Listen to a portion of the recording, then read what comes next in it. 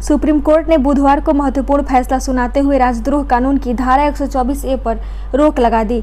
शीर्ष कोर्ट ने इसके तहत दायर सभी लंबित मामलों पर भी रोक लगा दी गई है। कोर्ट ने कानून पर केंद्र सरकार को पुनर्विचार का निर्देश दिया है। साफ कहा है कि इस धारा के तहत अब कोई नया केस दर्ज नहीं होगा और इसके तहत जेल में बंद लोग कोर्ट से जमानत मांग सकेंगे। शीर्ष कोर्ट ने केंद्र और राज्यों को भांडवी की धारा 124A के पुनर्निरीक्षण की इजाजत देते हुए कहा कि जब यह कानून पूरा न हो कोई नया केस इस धारा में दर्ज नहीं किया जाए। इससे पहले राजद्रोह कानून को चुनौती देने वाली याचिकाओं पर बुधवार को भी सुनवाई हुई।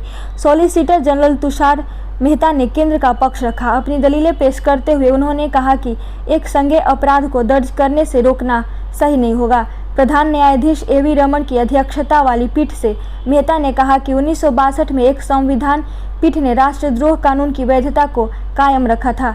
इसके प्रावधान संज्ञेय अपराधों के दायरे में आते हैं। उन्होंने कोर्ट से कहा है कि ऐसे मामलों में FIR दर्ज कराने की निगरानी की जिम्मेदारी पुलिस अधीक्षक स्तर के अधिकारी को दी जा सकती है। उन्होंने शीर्ष कोर्ट से कहा कि जहां तक देशद्रोह के विचाराधीन मामलों का सवाल है, हर केस की गंभीरता अलग होती है। किसी मामले का आतंकी कनेक्शन तो किसी का मनी लॉन्ड्रिंग कनेक्शन हो सकता है।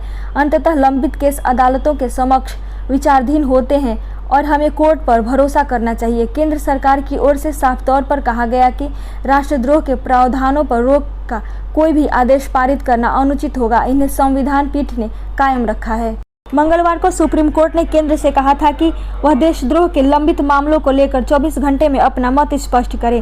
कोर्ट ने पहले से दर्ज ऐसे मामले में नागरिकों के हितों की रक्षा के लिए औपनिवेशिक युग के इस कानून के तहत नए मामले दर्ज नहीं करने पर भी अपना रुख स्पष्ट करने को कहा था।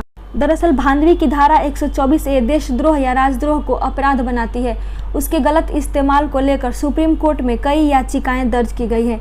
केंद्रीय कानून मंत्री किरेन रिजिजू ने गत दिवस कहा था कि प्रधानमंत्री नरेंद्र मोदी से मिले निर्देश के बाद मंत्रालय ने इस कानून के प्रावधानों पर विचार और जांच करने का फैसला लिया है। वर्ष 2014 से 2019 के बीच देश में इस विवादित कानून के तहत कुल 326 मामले दर्ज किए गए थे।